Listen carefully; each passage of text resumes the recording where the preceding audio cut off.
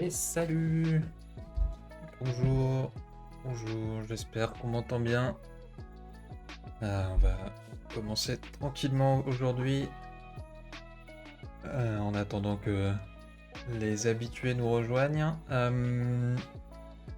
Dernier live de l'année, puisqu'on est déjà le 14 décembre et que ensuite ce sera les vacances de fin d'année. Donc assez content de faire une petite pause dans le rush de fin d'année pour passer une petite heure de live avec vous.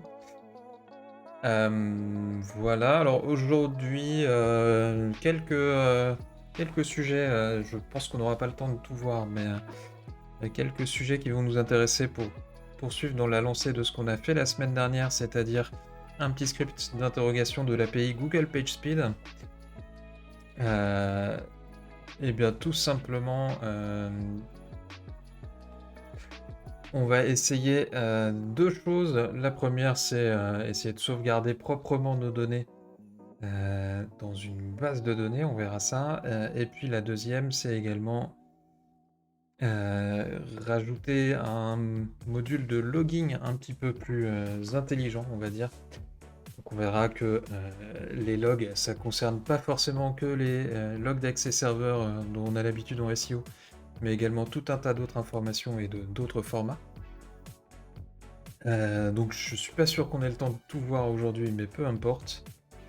En tout cas, voilà pour cet ordre du jour, on va dire. Je vais commencer tout doucement, d'abord par, puisque c'est la fin de l'année, me payer une petite bière, voilà. Donc on est sur une petite Brewdog Hoppy Christmas. Donc n'hésitez pas à prendre l'apéro en même temps que moi. C'est le moment de se faire plaisir et de se préparer pour les fêtes de fin d'année, évidemment. Voilà, je fais plein de mousse, mais c'est pas très grave. Voilà. Et à la vôtre.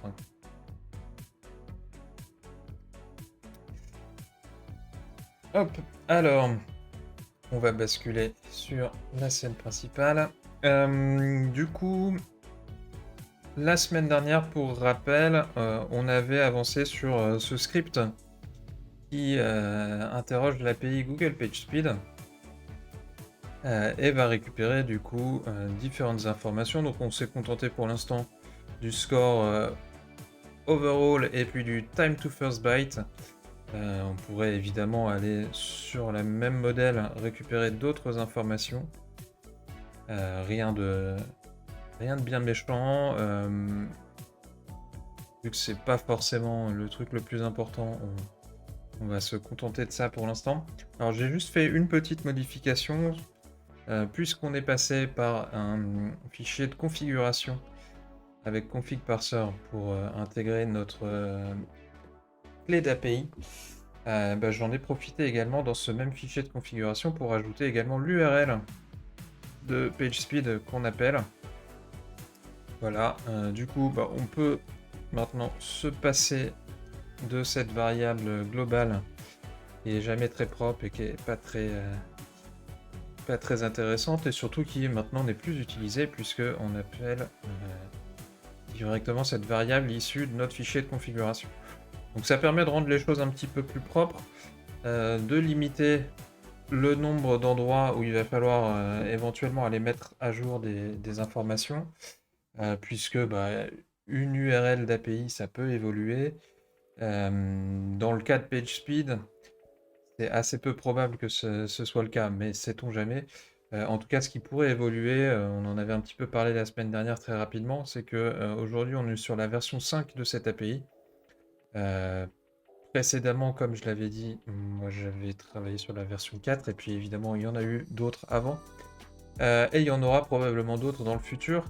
Ce qu'on a pu voir en tout cas ensemble, c'est que entre les versions d'API, les formats de réponse sont pas toujours les mêmes.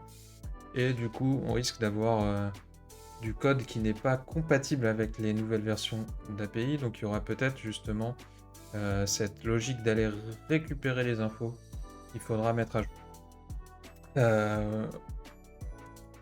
En tout cas, voilà pour ça.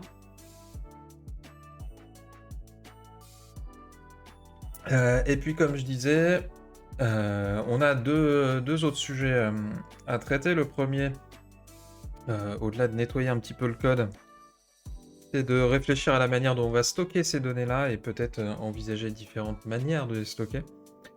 Et puis également, voir aussi comment on peut améliorer nos, nos messages imprimés à l'écran et la manière dont on va sauvegarder ou pas ces informations-là.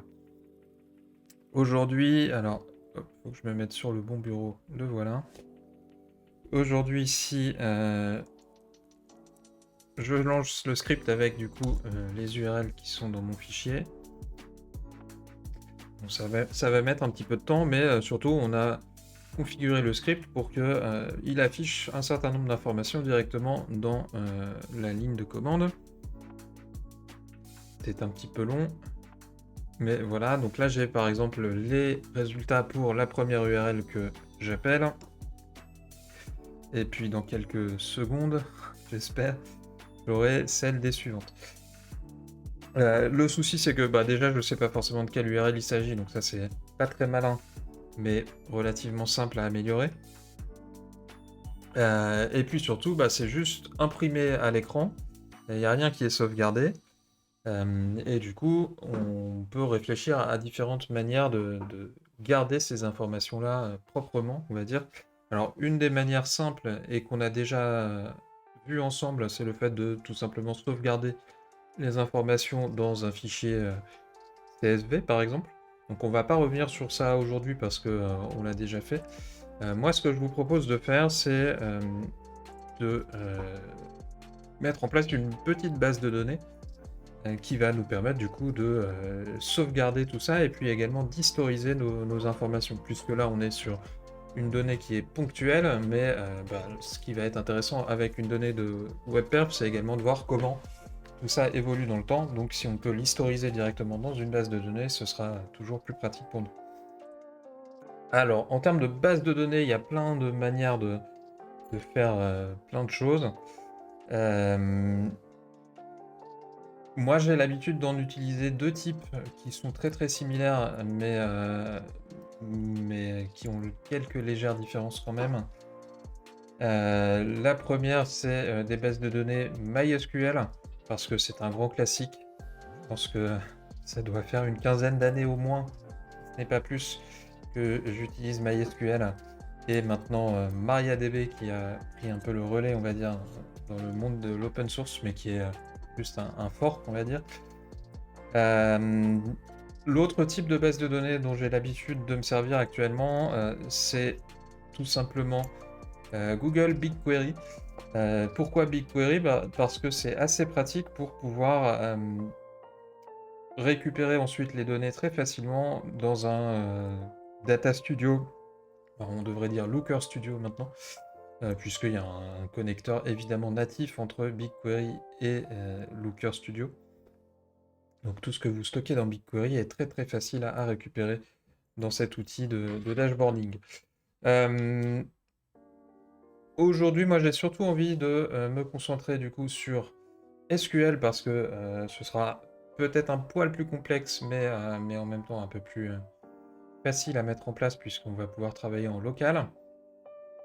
Et puis je pense qu'on aura pas mal d'autres occasions de voir comment travailler avec BigQuery. Et du coup, ce que je vous propose pour commencer, c'est d'aller regarder comment installer MySQL sur macOS. Alors, on va trouver plein d'infos plus ou moins faciles à utiliser. Mais pour rappel, pour ceux qui ont suivi les tout premiers épisodes, on a installé un utilitaire très très utile sur notre machine qui est Homebrew. Donc pour rappel, moi je suis sur macOS. Évidemment, en fonction des systèmes d'opération que vous allez utiliser, il faudra adapter tout ça, mais vous allez trouver des choses assez similaires. Et du coup, avec Homebrew sur macOS, on peut très facilement installer MySQL ici en version 8 a priori, simplement en exécutant brew install MySQL. Donc on va faire ça. Hop. Là encore, on va avoir quelques minutes peut-être à attendre le temps que tout ça s'installe. Mais ensuite, on va du coup avoir un serveur MySQL disponible sur notre ordinateur, dans lequel on va pouvoir créer des bases de données qui elles-mêmes vont contenir des tables. Alors, je ne sais pas si je vais réussir en attendant à trouver un schéma peut-être pour illustrer ça. J'ai pas l'impression. Enfin bref, peu importe. En tout cas, voilà, vous pouvez me croire sur parole. On va avoir donc très prochainement, j'espère, ce serveur qui va être installé. Et du coup, on va pouvoir s'y connecter, créer notre base, pardon, et puis ensuite créer une table qui va nous servir à stocker toutes nos informations. C'est une démarche qui est assez intéressante parce que du coup, ça peut déjà nous permettre de nous projeter sur plus que simplement le fait de stocker les résultats PageSpeed pour une liste d'URL. On peut déjà commencer à se dire que peut-être qu'on va pouvoir travailler sur plusieurs sites, plusieurs projets, etc. Et du coup, réfléchir à la manière dont on va pouvoir stocker ça en base de données. Est-ce que je veux faire, par exemple, une base de données par projet? Est-ce que je veux faire une table par projet ou par site, etc. Qu'est-ce qui va être le plus adapté à mon usage, à mes habitudes? Ça, malheureusement, c'est un petit peu une question d'habitude, justement, et quelque chose qui va venir avec l'expérience, on va dire. Mais c'est toujours intéressant d'y réfléchir un petit peu en amont et de voir ce qu'on est capable de prévoir et d'anticiper.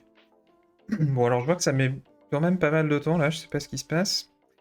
En attendant, on va réfléchir à une deuxième étape. Donc là, on est en train d'installer notre serveur MySQL en local. C'est bien, mais on va également avoir besoin d'une librairie Python MySQL pour que en fait on soit capable en Python de se connecter à notre serveur MySQL pour par exemple injecter des données ou éventuellement, et ça je pense qu'on le verra une prochaine fois, récupérer ces données et puis les afficher peut-être d'une manière ou d'une autre. Alors, on va voir que en fait en termes de librairie MySQL, il y a pas mal de choses qui existent. Alors, j'ouvre une page un petit peu au hasard, puisque c'est mysql.com, ça a l'air cool. En réalité, il y a pas mal de librairies qui existent et qui ont toutes des avantages et des inconvénients, on va dire. Moi, il y en a une... Ah, ça y est, c'est en train de se débloquer. Il y en a une dont j'ai l'habitude et que je trouve un peu plus adaptée à mes besoins que d'autres et certainement un peu plus à jour également et plus facile à utiliser. C'est PyMySQL. Alors je sais pas si on dit PyMySQL ou PyMySQL. Enfin bref, peu importe. En tout cas, vous aurez compris. Donc cette librairie qui fait partie des grands classiques, on va dire. Il y en a d'autres qui existent et qui vont pas fonctionner exactement de la même manière. On va retrouver évidemment toujours les mêmes logiques. Ce qu'il faut, c'est finalement trouver celle qui vous convient le mieux. Mais a priori, avec celle-ci, qui est quand même un grand classique plutôt pas mal utilisé, vous aurez vite de quoi bien travailler. On peut voir ici, si on regarde les statistiques de GitHub, que un projet qui est mis en favori plus de 7000 fois et pour lequel il y a déjà plus de 1000 forks, c'est quelque chose qui est relativement actif, on va dire. Et puis si on veut vraiment s'en donner le cœur net, ce qu'on peut faire également, c'est aller regarder justement, puisque cette librairie elle est disponible sur GitHub, à quel point elle est active ou pas. Alors ça, je sais pas si on avait déjà eu l'occasion de regarder ce genre de choses-là, mais sur tout ce qui est librairie, alors ici on est sur un grand classique encore une fois, donc c'est pas très inquiétant, mais sur des librairies peut-être un peu plus exotiques, un petit peu plus niche, moi j'aime bien aller regarder un petit peu la tête des dépôts sur GitHub ou d'autres sites pour savoir si c'est toujours des projets qui sont actifs. Ici, on peut voir qu'on a des commits, donc des mises à jour qui datent du mois dernier, par exemple. Alors certes, il y a des choses très anciennes, mais il y a des choses quand même assez actives. Donc ça, c'est plutôt rassurant. On peut voir également que certes, il y a des bugs, donc des gens qui créent des rapports de bugs ou des issues, comme on dit sur GitHub, pour dire attention, j'ai un problème ou bien j'aimerais avoir telle ou telle feature ici.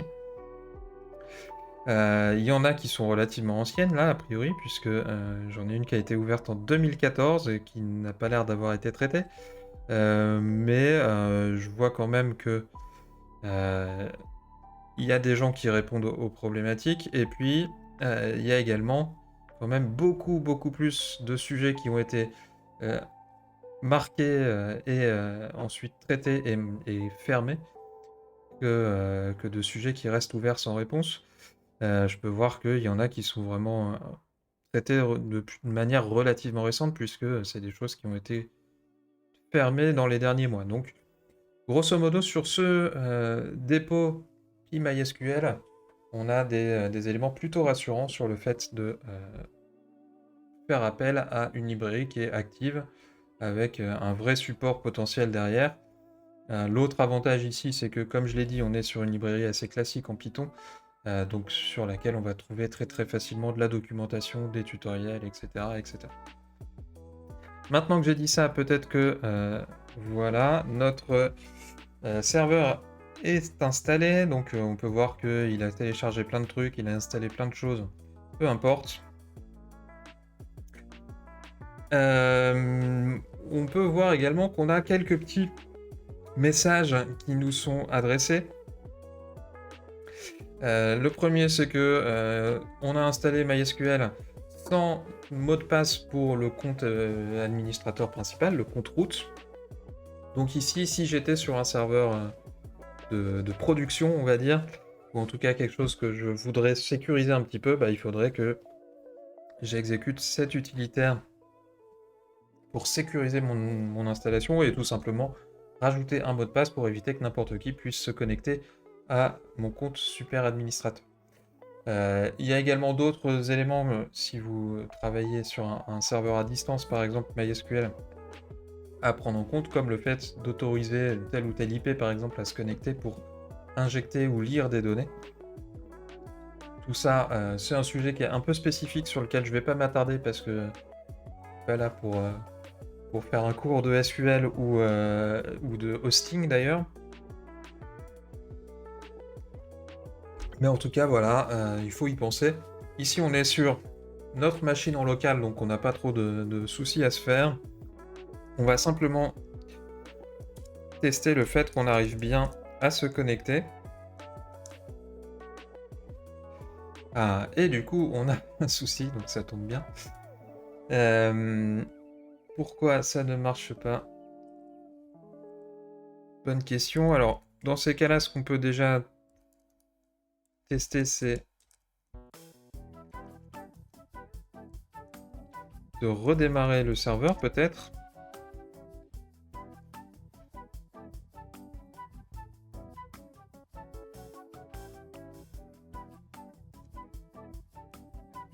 Voilà, donc il suffisait de redémarrer pour que ça fonctionne.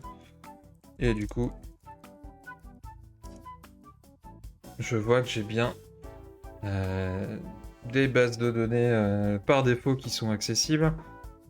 Alors ce que je peux commencer par faire tout de suite, c'est créer une base de données que je vais appeler PageSpeed parce que j'ai encore une fois beaucoup d'imagination. Et du coup, je vois qu'elle a bien été créée. Donc ça, c'est très bien. Je vais pouvoir du coup stocker toutes mes informations dans cette base de données PageSpeed. J'ai parlé du fait de sécuriser MySQL, notamment si je travaillais sur un serveur distant, par exemple, ou entre plusieurs machines. Une autre bonne pratique au passage, ce serait également de créer un compte utilisateur spécifique pour ce projet-là, histoire qu'il n'accède que à la base de données qui nous intéresse, voire même que aux tables qui nous intéressent. Là, je vais pas le faire encore une fois parce que c'est pas forcément l'objectif de ce live, et puis je suis loin d'être un spécialiste de tout ça. Mais voilà, pensez-y. Nous, on va se contenter de travailler avec le compte route, qui est très très mal, il faut absolument pas faire ça. Mais bon, ne prenez pas tout au pied de la lettre. Donc ça, c'est intéressant. On a dit qu'il nous fallait du coup notre librairie PyMySQL à installer. Et encore une fois, on est sur un grand classique, c'est très très simple. On va simplement utiliser pip, qui va aller nous télécharger la librairie et toutes ses dépendances, et voilà, c'est déjà fait. Même pas eu le temps de boire une gorgée de bière. Donc ça c'est cool, et maintenant il va falloir se mettre au boulot.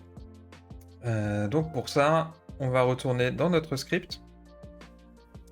On va pouvoir importer PyMySQL, qu'on va peut-être appeler SQL, comme ça ce sera peut-être un peu plus clair. Et puis on va également importer un deuxième paquet qui est les curseurs, où on verra que c'est bien utile parce que ça nous permet d'exécuter en fait le code. Et puis maintenant, on va également se créer une série de fonctions. On a besoin d'une fonction qui va nous permettre de créer une table.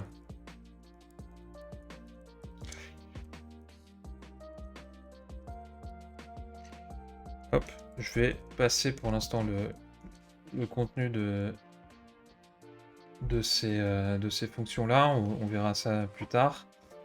Je vais avoir une fonction qui va... comment on pourrait l'appeler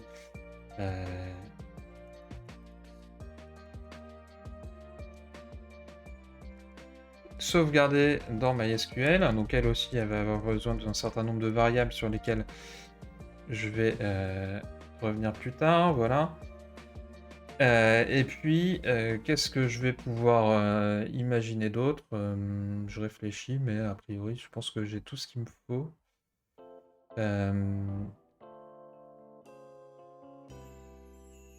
Ouais, je pense que c'est bon. Alors, la première étape, du coup, c'est de définir la manière dont on va créer notre table. Puisque il faut créer l'endroit dans lequel on va stocker nos informations.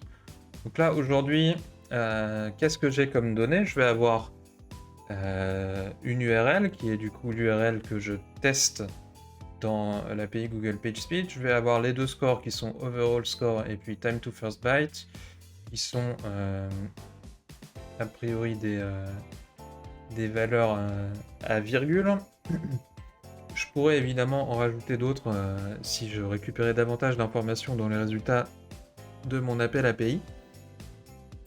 Et puis, comme je l'ai dit tout à l'heure, ce qui va nous intéresser, c'est d'historiser les informations, et du coup, je vais rajouter également une date. Je pense que c'est à peu près tout ce qu'il me faut. Et je vais également me rajouter un truc qui est par défaut, on va dire, dans les tables MySQL, c'est un ID. Tout simplement un ID qui va être incrémental, dans lequel je vais simplement avoir un entier qui va augmenter de 1 à chaque ligne qu'on ajoute. Donc ce qu'on a dit, c'est que je vais... Hop. Hop.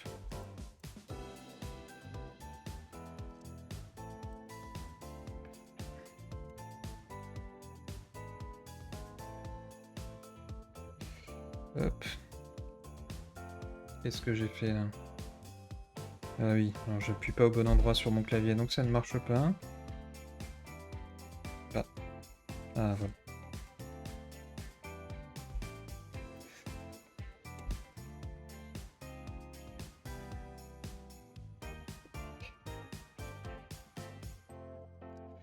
Donc là, je suis en train d'écrire l'instruction SQL qui va me permettre de créer ma table. Donc déjà, il faut que je lui indique le nom de la table.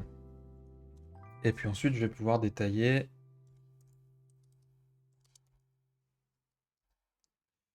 Voilà. En fait, il lit vraiment dans mes pensées, c'est toujours assez impressionnant. Donc, qu'est-ce qu'il nous a proposé ici? On a un ID, comme je disais, qui va être auto-incrémenté. On a une URL. Alors ici, il me propose une limite à 255 caractères. Moi, je vais mettre un peu plus et je vais mettre 2048 à la fois par habitude et aussi parce que, alors je sais pas si c'est encore le cas pour le coup, il faudrait retester. Mais il y avait une limite à une époque de longueur d'URL possible prise en compte par Google. Je me rappelle avoir fait, enfin, qu'on avait fait le test avec d'anciens collègues. Voilà, c'était un test inutile mais indispensable. Et du coup, alors je sais pas si c'est une limite qui est liée uniquement à Google ou si c'est lié au protocole HTTP. En tout cas, il y avait une limite à 2048 caractères maximum dans la longueur d'une URL à retester peut-être éventuellement. Voilà, ensuite on a notre overall score, notre time to first byte, et puis on a une date qui est stockée ici au format datetime. On verra si c'est le bon format ou pas. Ok. Alors, petit détail qui a son importance quand même. Vous aurez remarqué peut-être que notre instruction, elle dit créer la table si ça n'existe pas. Donc ça nous permettra de lancer cette commande-là sur notre serveur dans tous les cas. Dans le meilleur des cas, la table existe déjà, donc la commande va pas tourner. Et puis si la table n'existe pas, on pourra du coup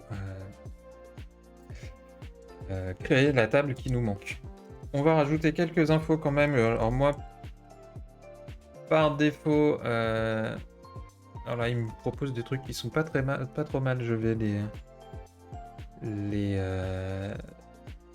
garder et les corriger légèrement. Voilà, donc là, je suis en train d'ajouter quelques infos supplémentaires. Le premier, c'est l'engine, donc le moteur SQL qui sera utilisé. Alors, j'ai l'habitude de spécifier InnoDB. Alors, de mémoire, il y en a deux, peut-être plus. InnoDB était plus adapté, on va dire, à la plupart de mes besoins. Donc, j'ai pris l'habitude d'utiliser celui-là. Il y a probablement mieux à faire, mais peu importe. Et puis, voilà, pour le reste, c'est surtout par rapport à l'encodage. D'une part, vous aurez remarqué, on parle de UTF-8.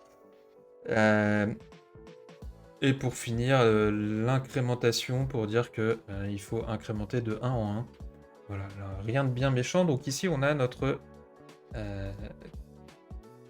instruction SQL qui est prête. On va lui donner un petit nom. Hop, voilà. Et on va pouvoir maintenant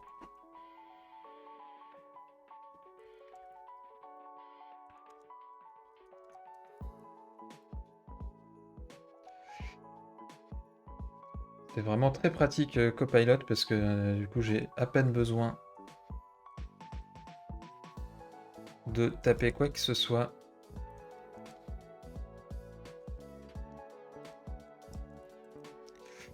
Alors ici qu'est-ce qu'on a fait?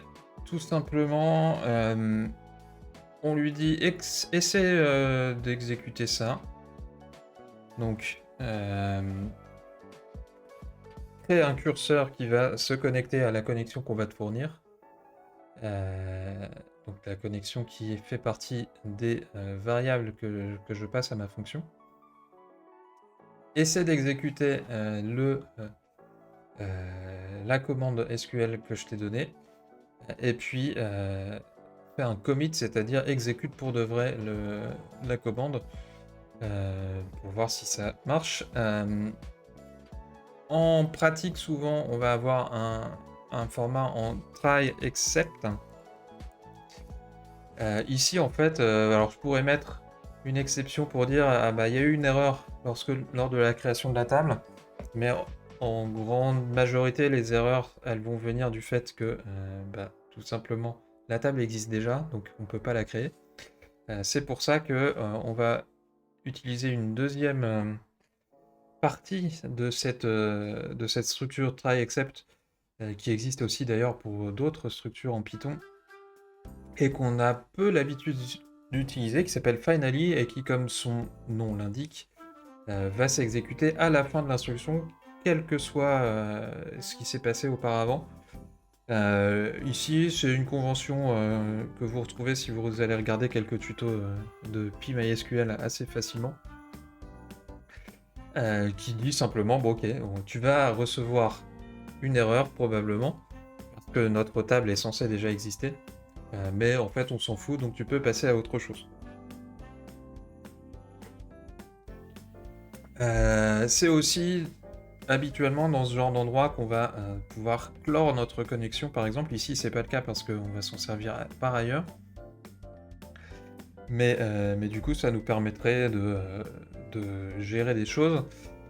Qu'est-ce que je peux raconter de plus sur cette structure finally? Je ne sais pas. Ça me reviendra peut-être plus tard. Bon, en tout cas, là, on a notre fonction de création d'une table SQL qui, a priori, a l'air de fonctionner. Ce que je vous propose, c'est qu'on essaie de créer cette table. Alors, on va peut-être squeezer la partie PageSpeed pour l'instant. Et on va s'intéresser à la manière dont on peut,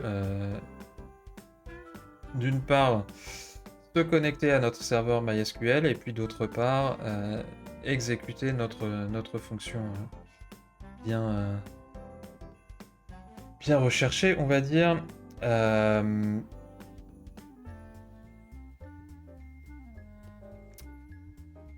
Je vais avoir besoin du coup de un host. Il est déjà en train de me proposer le code qui va bien, voilà. J'ai besoin d'un utilisateur, j'ai besoin d'un mot de passe, et j'ai besoin d'une base de données et d'un nom de table. Alors, donc, encore une fois, Copilot a lit dans mes pensées, puisqu'il me propose déjà des infos. Donc, on va reprendre en fait la logique qu'il nous propose, qui me paraît très bien, et rajouter tout ça dans notre fichier de configuration qu'on avait commencé à mettre en place la semaine dernière.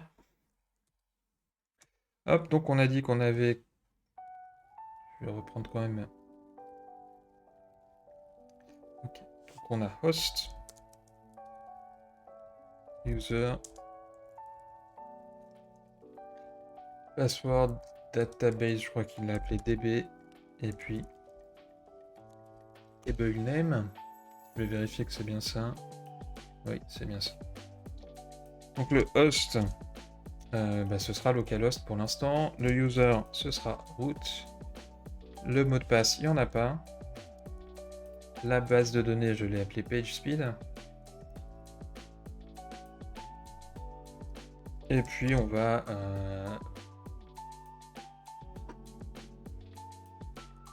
créer une table qu'on va appeler stream. Hop, je vais copier ces infos-là et les mettre dans mon propre fichier de configuration. Hop, alors je foute le temps de l'ouvrir et de le mettre à jour.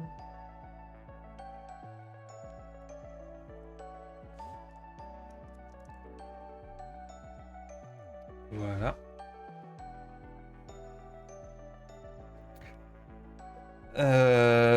Et du coup, ça devrait déjà bien nous aider. On pourrait avoir besoin de rajouter d'autres infos, mais a priori, on n'en a pas forcément tellement besoin pour l'instant. Ce qu'il va nous falloir maintenant, c'est créer notre connexion pardon, à la base de données.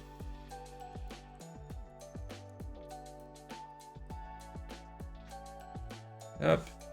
Et donc, on va utiliser tout simplement cette fonction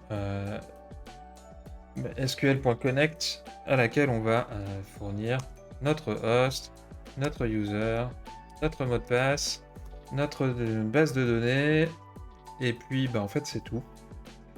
Je pense qu'on n'a pas besoin de grand chose d'autre. Hop. Ah, qu'est-ce qu'il me fait là? Voilà.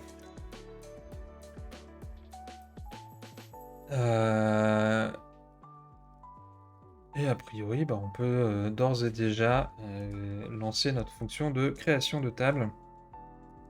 Et puis on va s'arrêter là pour cette fois dans notre script. Alors qu'est-ce que ça donne si je lance le script? Donc je vais revenir sur mon terminal. Hop. Je vais me reconnecter à MySQL juste pour qu'on...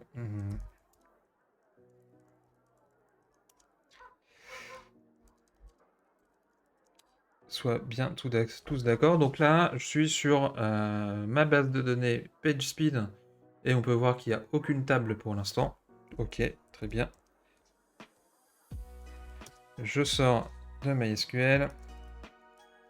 Je lance mon script. Voilà, donc il a l'air de s'être exécuté sans problème. Hop. Et là, j'ai bien ma table stream qui a été créée. Donc je pourrais aller un petit peu plus loin, par exemple mettre en place un outil type PHP MyAdmin ou ce genre de choses là pour voir les choses de manière un petit peu plus visuelle, mais là ce sera pas le but pour nous. En tout cas, notre fonction de création de table, elle a bien fonctionné, on est content. Et on va pouvoir passer à la suite. Donc ici concrètement, je peux retirer mon exit 0. Ce bloc-là, il fonctionne, c'est cool. Ce qu'il va nous falloir maintenant, c'est la logique de préparation des données et de stockage dans notre base de données. Et pour ça, alors on a plusieurs manières de voir les choses. Ici, on va être sur des petits volumes puisque je crois que j'ai 3 URL dans mon fichier de test.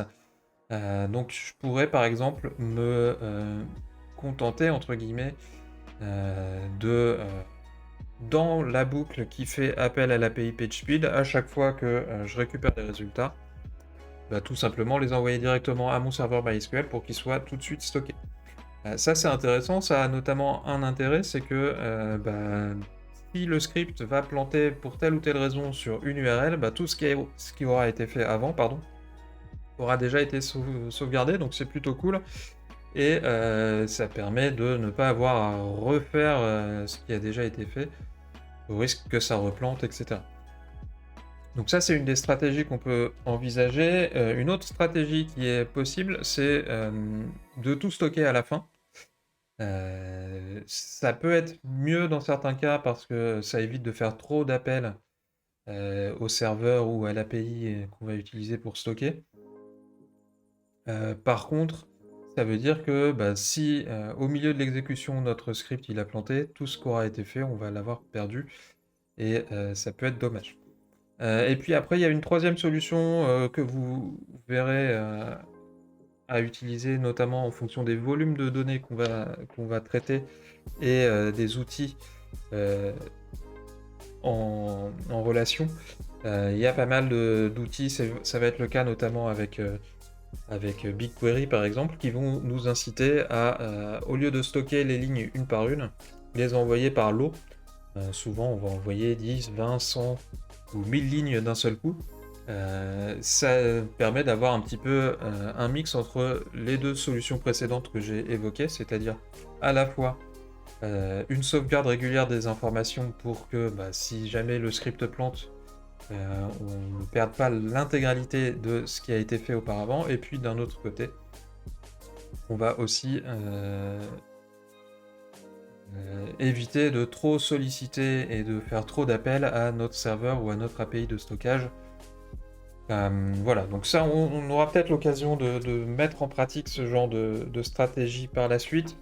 Ici, ce que je vous propose, c'est qu'on stocke au fur et à mesure les résultats. Et pour ça, on va déjà devoir préparer une structure de données qui corresponde à notre schéma de base de données. Donc, je vais me créer un petit dictionnaire que je vais appeler data. Pourquoi je fais ça, je sais pas.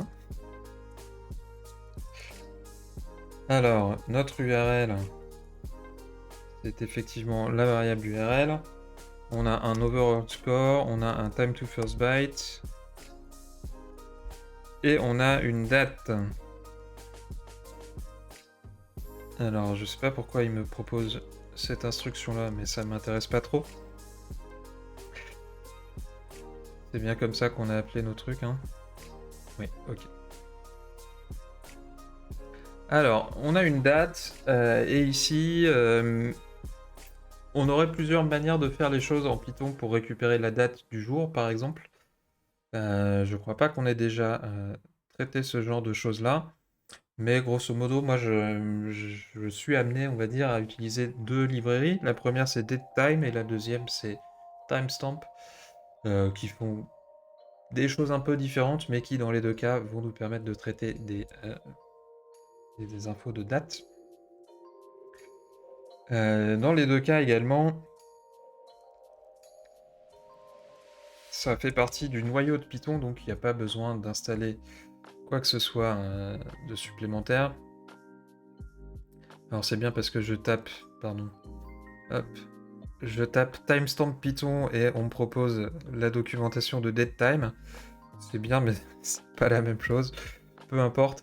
En tout cas, donc avec la librairie datetime, et ça tombe bien, c'est celle que je voulais utiliser, je vais pouvoir récupérer assez facilement la date du jour. Donc ici, par exemple, datetime.date, ça va me donner la date du jour. Je sais pas si on a des exemples peut-être un peu plus marrants. J'ai pas l'impression. En tout cas, cette librairie, elle est bien utile. Alors, si on regarde rapidement le sommaire de ce qu'on nous propose, il y a le fait de gérer une date à la fois sur le sujet de quelle est la date du moment et également la manière de l'afficher. Et puis il y a également des informations, enfin des éléments pour traiter les calculs entre des dates, notamment avec ce qu'on appelle les time delta. Voilà, donc c'est une librairie qui est plutôt complète et avec laquelle on peut aller vraiment très très loin, notamment avec ces deux fonctions qui sont strftime et strptime, à la fois pour lire une chaîne de caractères et en extraire une date par exemple, ou à l'inverse pour exporter un objet datetime en chaîne de caractères.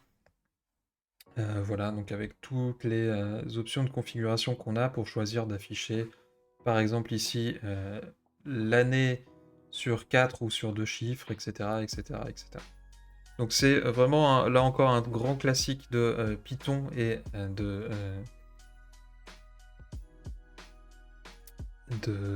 comment dirais-je, de plein d'autres choses en fait. Voilà. Et on va d'ailleurs se servir de ce fameux strptime pour afficher la date du moment. Alors, je suis juste en train de regarder un petit truc pour être sûr de ne pas faire d'erreur.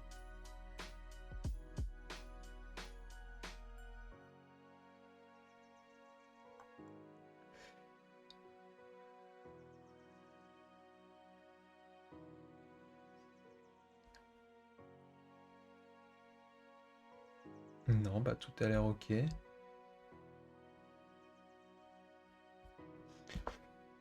Ok, donc comment on va récupérer notre date? déjà, on va devoir faire les choses dans l'ordre.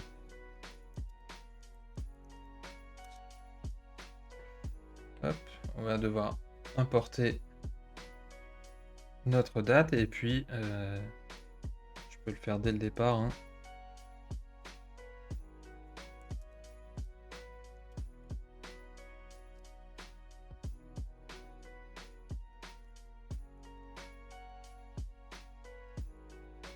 Voilà. Si je fais simplement ça dans mon script,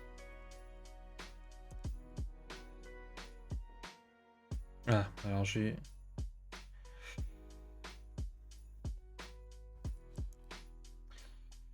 une erreur de syntaxe, voilà. Si je fais simplement ça dans mon script, voilà, ce qu'on peut voir, c'est que il m'affiche une date avec la date du jour, mais aussi l'heure, et puis une donnée très très précise, puisque j'ai même...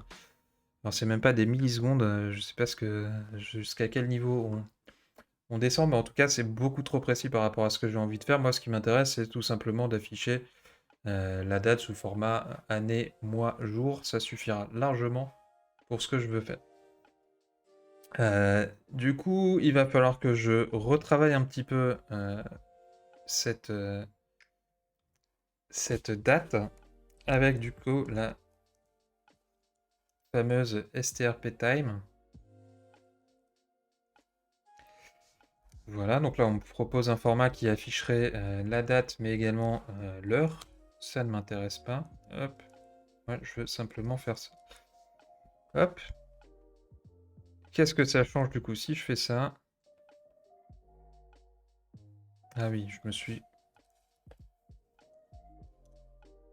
Voilà, je me suis, comme souvent, emmêlé les pinceaux entre strftime et strptime. J'avoue, je fais souvent cette erreur-là. Moi, je trouve assez logique de se dire que strptime, ça veut dire P pour print, et du coup pour afficher, et en fait c'est l'inverse. Voilà, donc je me fais avoir à peu près à chaque fois, mais vous aurez vu qu'il suffit de changer un caractère pour que ça marche. En tout cas, on a du coup notre manière de récupérer notre date. Ce qu'on peut faire en fait, c'est passer directement à une chaîne de caractères, comme ça ce sera encore plus facile. Donc la date, c'est OK. On va pouvoir l'intégrer à notre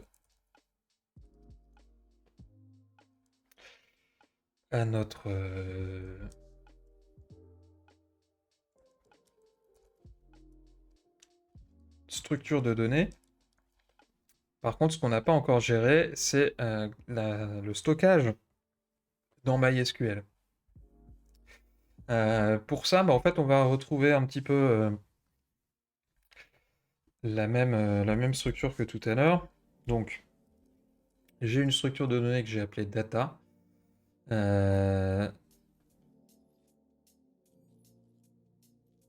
Voilà, et alors là, c'est là où on voit encore une fois la magie de GitHub Copilot, c'est que en fait, il m'a déjà écrit le code à ma place. Alors, qu'est-ce qu'il nous a raconté? Donc, on insère dans notre table, ça me va très bien, les colonnes qui vont bien, ok, très bien, et les valeurs qui sont celles fournies, ok. Et ensuite, on va essayer de se connecter à notre connexion fournie, exécuter notre statement SQL en fournissant les valeurs colonne par colonne dans le même ordre que ce qui a été spécifié plus haut. A priori, tout ça, c'est parfait. Ce que je vous propose, c'est qu'on sauvegarde et qu'on essaie de voir si ça fonctionne. Hop.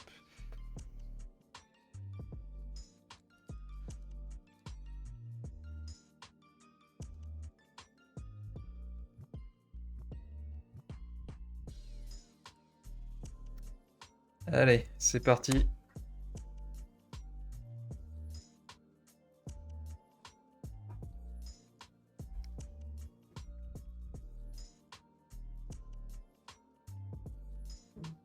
C'est le moment où il faut un petit peu meubler. Qu'est-ce que je peux raconter en attendant? Bah écoutez, cette bière qui est du coup une Hoppy Christmas de chez Brewdog, elle est bien bonne. Elle a une petite IPA bien légère. Je crois qu'on est autour de, je dirais 5%, 6%. Voilà, en tout cas, un bon petit goût un peu amer comme on aime bien avec les IPA, et puis en même temps quelque chose de plutôt léger et agréable. Je devrais peut-être faire un live sur la bière plutôt que sur le piton, j'aurais peut-être plus de choses à raconter. En tout cas, voilà, alors j'en ai profité, j'ai pas précisé, mais pour légèrement améliorer notre format d'affichage, et là on a du coup les URL qui sont appelés, donc c'est parfait. A priori, le script a l'air de s'être déroulé sans accroc. On va quand même aller vérifier sur MySQL. Donc on a toujours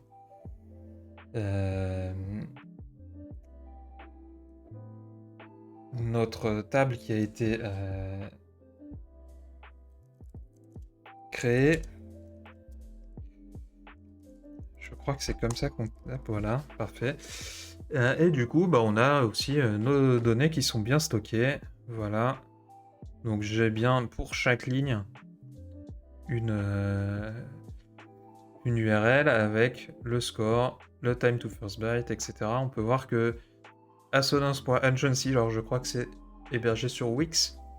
En termes de time to first byte, pourrait faire un petit peu mieux. Et Cribouille, si tu nous écoutes, tu sais ce qu'il te reste à faire. Alors il y aurait un petit détail à peut-être corriger éventuellement si on voulait vraiment se prendre la tête, c'est que on peut voir ici que notre date, donc on a spécifié à SQL que c'était un date time, et du coup il nous propose une heure qui correspond à minuit. On aurait deux solutions en fait. Soit préciser un format spécifique, mais en SQL, je trouve ça toujours un petit peu chiant. Ou bien, au lieu d'utiliser un datetime dans SQL, pardon, stocker une simple chaîne de caractères. Ça reviendrait à peu près au même, c'est pas très grave. En termes d'économie ou pas de stockage, je sais pas trop ce que ça changerait. Mais ça pourrait être un petit peu plus élégant. C'est pas très grave en tout cas. Et du coup, l'avantage aujourd'hui, maintenant, c'est que bah, si demain je fais tourner le même script, je vais pouvoir regarder comment mes scores évoluent. Et tout ça sera stocké en base de données. C'est-à-dire que là, typiquement, si je me déconnecte, que je me reconnecte et que je refais exactement ce que je viens de faire, hop, show tables, bon ça, je n'étais pas obligé de le faire. Je retrouve bien toutes mes données. Donc ça, c'est plutôt sympa. C'est sauvegardé sur mon disque dur, ça bouge pas. Et je vais pouvoir m'en servir une autre fois. Voilà pour cette partie MySQL. Alors, je pensais avoir le temps d'aller un peu plus loin et de vous parler de logging. Je pense que malheureusement, ça devra attendre une prochaine fois, puisqu'il est déjà presque 18h. En tout cas, voilà, bah écoutez, on va s'arrêter là pour cette fois-ci. Comme je l'ai dit, ce sera a priori le dernier stream avant la fin de l'année. On va donc se retrouver en janvier. Alors je crois que c'est le 3 ou 4 janvier si je ne m'abuse pour la prochaine fois. D'ici là, bah écoutez, passez de bonnes fêtes. Profitez bien de ces moments de pseudo-repos ou en tout cas de partage et de famille. En tout cas, si vous en avez l'occasion et la chance. Et puis, dans tous les cas, bah, écoutez, n'hésitez pas, si vous regardez cet épisode en replay, à me poser les questions en commentaire ou me joindre sur Twitter, par exemple, pour tout ce qui peut vous poser problème. J'essaierai de vous aider. Je vous dis rendez-vous du coup l'année prochaine pour un prochain épisode où on va essayer d'améliorer et d'industrialiser, j'ai envie de dire, notre manière d'afficher des informations à l'écran. Voilà, et puis d'ici là, à bientôt, voilà. Allez, il est l'heure de se dire Au revoir et bonne soirée.